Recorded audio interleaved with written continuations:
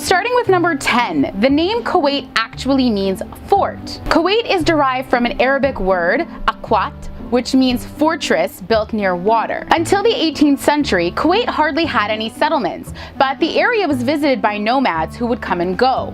However, when drought struck the desert area, they built fortified settlements near the coast of the Gulf in what is known today as Kuwait. Moving on to talking about the currency. The Kuwaiti dinar is the official currency of Kuwait. Interestingly, it is subdivided into 1,000 fils. So 1,000 fils would be 1 Kuwaiti dinar. To compare that with Canadian money, 100 cents would equal 1 Canadian dollar. The Kuwaiti dinar was introduced in 1961 to replace the Gulf rupee. At first, it was equivalent to the British pound sterling, but today it is currently the highest currency in the world when measured against the US dollar. So 1 Kuwaiti dinar equals $4.29 Canadian, $3.26 US, and €2.78. The high value rate of its currency is explained by significant oil exports into the global market. Due to the stable petroleum-based economy, highly developed oil production and export, Kuwait is considered to be one of the richest countries in the world. Now that brings us to talk about the oil industry, which is a huge part of Kuwait. Kuwait is actually a major oil supplier. Oil comprises nearly half of Kuwait's GDP, around 95% of exports, and approximately 90% of the government revenue. Kuwait holds approximately 7% of the global oil reserves and has a current production capacity of about 3.15 million barrels per day. The Kuwait Petroleum Corporation, or KPC, has announced its intention to increase oil production capacity to 4 million barrels per day by 2020. Moving on to talk a little bit about culture. So the Sheikh Jabr Al Ahmed Cultural Center, or the JACC, known by most, is informally known as the Kuwait Opera House, and it is a prominent cultural center in Kuwait. Interestingly, it is the largest cultural center and opera house in the Middle East. The center strives to entertain, educate, and inspire the people of Kuwait, offering a range of events in music, theater, films, workshops, and spoken word. Now, the cultural center complex is divided into many different buildings, which include theaters, concert halls, music centers, libraries, a public park, many restaurants, and a large interactive water fountain. The cultural center took 2 years to complete and a budget of $775 million. Moving on to fact number 6, the world's 4th longest sea bridge is in Kuwait. The Sheikh Jabr Al Ahmed Al Sabah Causeway is a mega bridge project with an estimated construction value of approximately $3.6 billion that spans the Bay of Kuwait in 2 directions and comprises of 2 links. The main link, which connects Kuwait City with the future Silk City, and the Doha link, which connects Kuwait City with Doha and the Kuwait Entertainment City. So this project actually forms part of the Kuwait National Development Plan for 2035. The bridges are named after the late Sheikh Jabr Al Sabah, who reigned during the Gulf War, to commemorate his contribution to the development of Kuwait. It is one of the largest and most challenging transport infrastructure projects in Kuwait, as well as the entire Middle East region. The main link is the 4th longest road bridge in the world at 36.14 kilometers.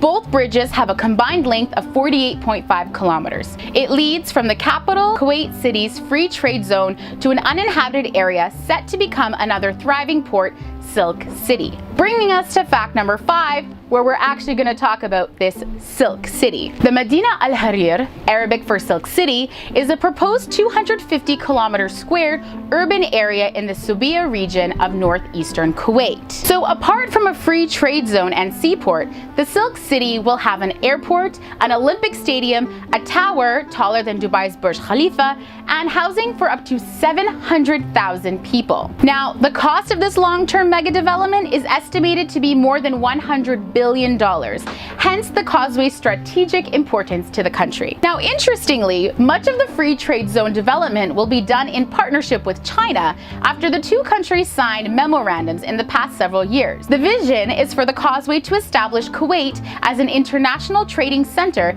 connecting the Middle East with the rest of Asia. Next, we're going to talk about shopping. Now, Kuwait is home to the Avenues Mall Kuwait. The Avenues Mall is the largest shopping mall in the country.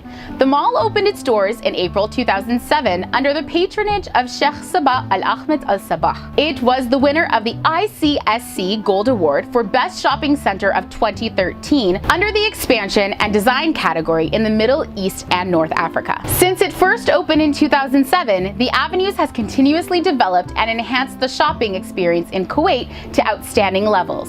It has set new benchmarks and standards throughout the industry. It is considered to be one of the largest malls in the world with more than 1,100 stores spread over 12 districts. The districts are inspired by classical and modern architecture. They include the First Avenue, Second Avenue, Prestige, Grand Avenue, Souk, the Mall, Soku, the Arcades, Grand Plaza, Electra, the Forum, and the Garden, and parking spaces that fit more than 10,000 cars. You guys, I've been there. It's an amazing sight to see. Any store you could think of is pretty much in this shopping center and restaurant as well. All right, moving on to fact number 3, no income tax. Yes, Kuwait is among 15 countries around the world who do not have income taxes. How is this possible? Well, Kuwait is a small, wealthy country that earned its fortune through the oil industry, so it doesn't need to levy an income tax, making it a very attractive living and working destination for expatriates. Speaking of expatriates, that's going to bring us to talking about the population of Kuwait. The current population of Kuwait is 4,288,398 as of Wednesday, October 14, 2020, based on Worldometer elaboration of the latest United Nations data. Now, shockingly, 2/3 of the population are non-nationals. Expatriates account for about 70% of Kuwait's population, including 1.1 million Arab expatriates and 1.4 million Asian expatriates. The Kuwait government rarely grants citizenship to foreigners to maintain its status quo. Now, Kuwait actually recognizes itself as a very expat-friendly country as it is highly Americanized, especially in the hub of Kuwait City. Now, as I mentioned a little bit earlier, obtaining permanent residency in Kuwait generally requires you to have either Kuwaiti relatives or formal employment within the country. Kuwait also doesn't have much need for foreign investment, so citizenship by investment is also not a possibility. And actually, all businesses in Kuwait must be officially owned by Kuwaiti nationals. All right, moving on to our last fact of today, number 1, brings us to talk about the beautiful Kuwait Towers. So in the Sharq district of downtown Kuwait City lies one of the country's most visually arresting landmarks, the Kuwait Towers. With its panoramic views and striking modern design, this group of symbolic towers has won iconic architectural status globally. They have become a symbol of the nation's prosperity and urbanization, known to the locals as Al-Abraj, translated simply to the towers. The monument's prominent location is on the Arabian Gulf Sea front, which adds to popularity among tourists and locals alike. Now, the core inspiration for the tower's design came from a balance between the modernity and tradition, with the rocket and globe form representing the intertwined nature of two fundamental ideals, humanity and technology. The main tower rises to 185 meters and is one where you will be headed when visiting the towers. It has 2 spheres, one of which is called the viewing sphere.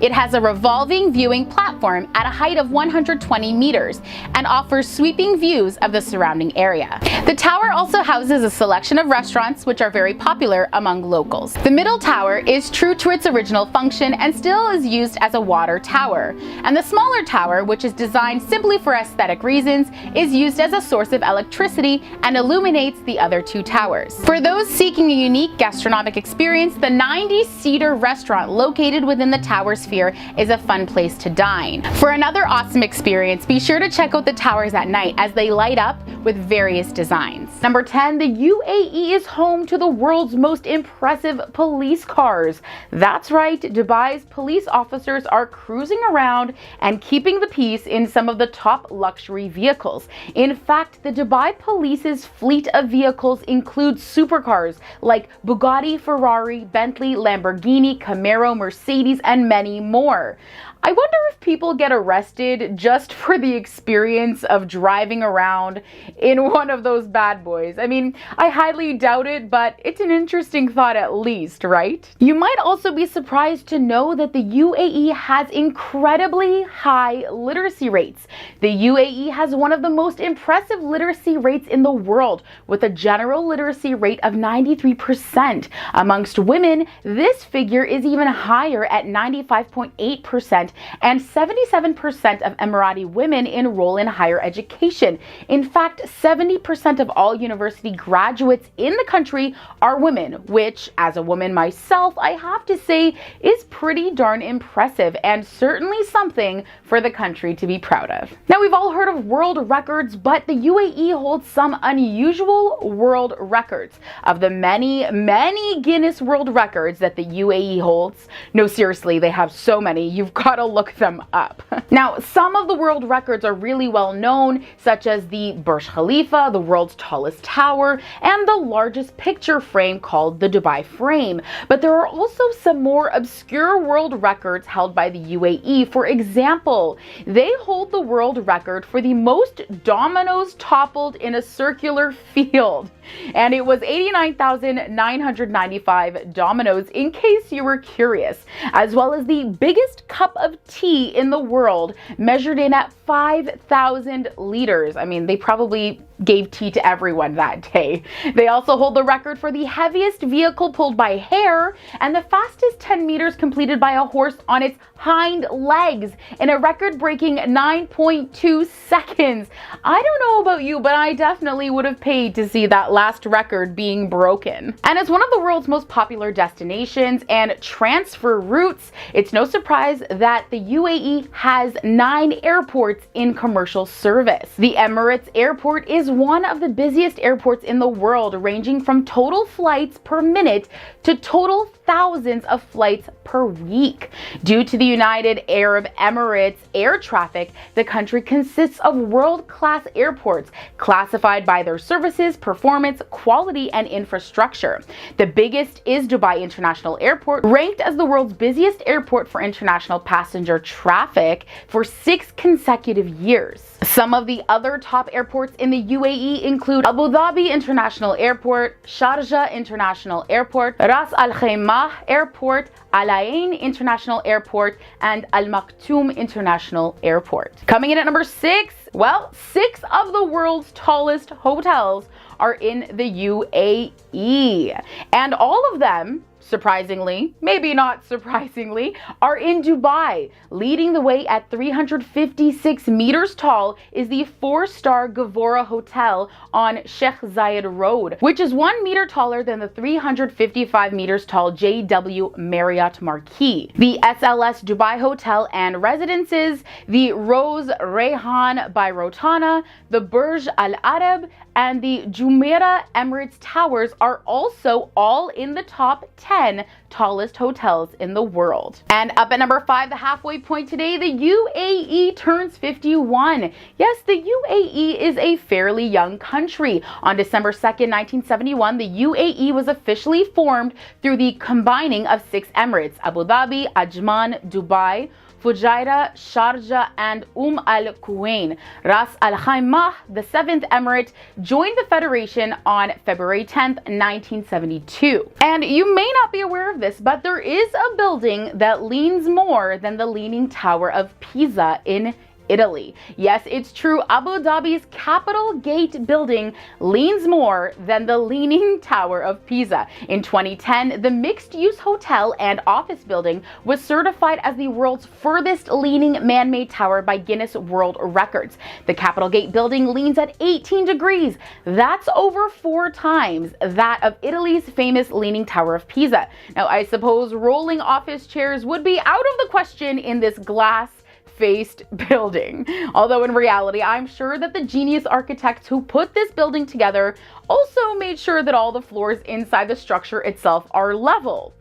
At least I would hope so. We know that the world is going places with AI, or artificial intelligence, and Dubai is leading that with the world's first Minister of Artificial Intelligence. Omar bin Sultan Al Olama has held the position of Minister of State for Artificial Intelligence since it was created in 2017. I was shocked to learn that he assumed the role at the very young age of 27. That's quite amazing. The new minister was appointed as part of the UAE's mission to be at the forefront of the global technological revolution that, among other things, plans to build homes on Mars by the year 2117. That would be something to see. And did you know that the UAE has no rivers?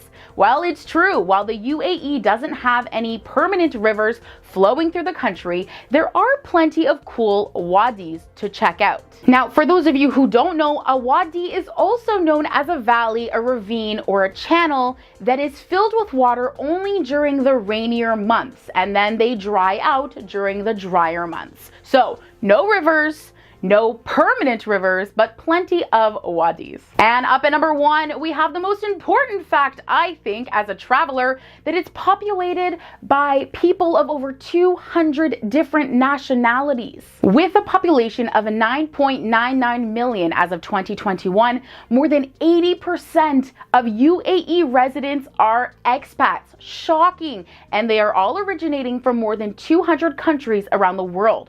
Citizens from India, Pakistan, Bangladesh, and the Philippines make up the largest percentage of expats in the UAE. Quite interesting. Qatar has been ruled by the Al Thani family since the early 1900s, when it was controlled by the British. On July 17, 1913, Sheikh Abdullah bin Qasim Al Thani became the ruler of Qatar. At the time, Qatar's primary industry was pearling and fishing. The country at the time was dealing with widespread poverty, malnutrition, and disease from the collapse of the pearl trade in the 1920s. In 1939, oil was discovered in the city of Dukhan, but development on the field was slow until 1949 because of World War II. While the oil discovery was great, it was nothing compared to the natural gas reserve found 30 years later. In 1951, Qatar produced 46,500 barrels of oil a day, amounting to $4.2 million in revenue. The discovery of offshore oil fields led to an increase in production to 230,000 barrels per day. Then, Qatar began a slow modernization process. The country's first school, hospital, and power plant, and even telephone exchange all opened in the 1950s. Oil revenue steadily increased through the 1960s as the Al Thani family grew stronger by placing relatives in high government positions. However, oil production is not expected to remain at its peak levels of 500,000 barrels a day because of the oil fields are projected to be mostly depleted by the year 2023. But Qatar has natural gas reserves to compensate for that. Qatar's reserves of gas are the third largest in the world. Qatar's reserves are estimated to be at 896 trillion cubic feet. In the year 1971, the world's largest natural gas field, the South Pars North Dome gas condensate field, was discovered off the coast of Qatar. But the crash of the oil prices in the 1980s stopped the growth of the economy. By the year 1995, the situation in Qatar had not improved until Hamad bin Khalifa Al Thani took power in a coup, and then Qatar became a very powerful force. Hamad saw that keeping a low profile could be dangerous and set a whole new direction for the country. So how exactly did Hamad raise Qatar's profile in the world? What he ended up doing was pretty big. So first, he let the US set up its regional military headquarters, the Al Udeid Air Base, outside the capital city of Doha.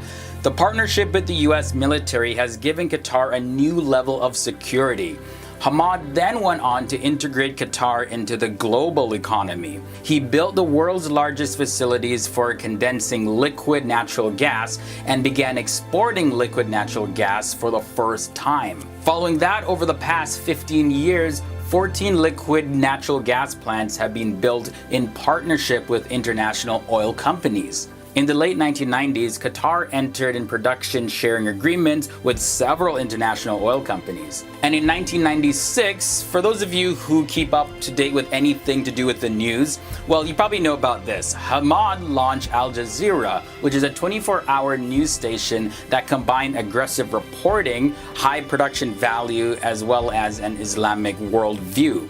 Al Jazeera became huge, and the purpose of this organization was really about enhancing Qatar's visibility as well as its influence. But the channel has gone on to be one of the most important broadcasters in the whole Arab world when it comes to news. Qatar's GDP has skyrocketed over the past 15 years thanks to steady oil production and high natural gas production. In regards to planning for the future depletion of its oil, well, Qatar has taken measures to diversify its economy. In the year 1998, the government built Education City, which is a huge campus that supports 6 American and 2 European universities, as well as research centers.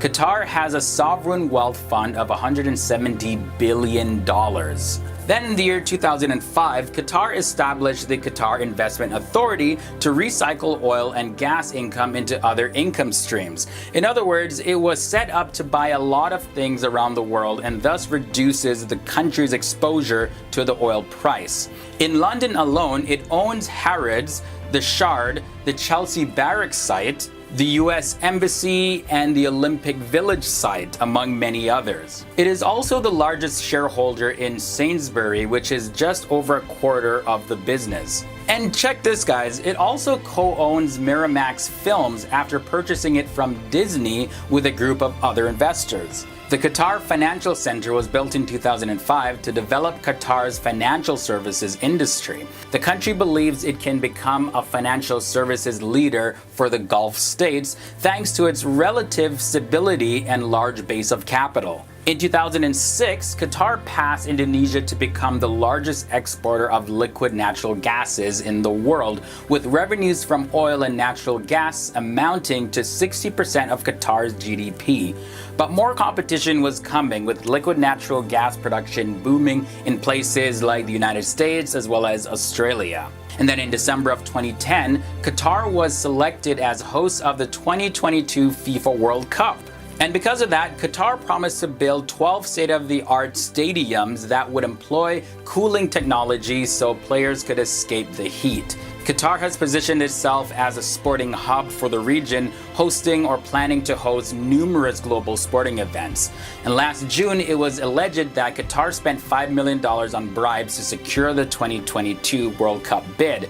Switzerland is now opening an investigation into mismanagement and money laundering related to Qatar's bid. So there's still quite a bit of controversy going on there, but hey, Qatar has really set itself up powerfully to be a powerhouse nation in the world.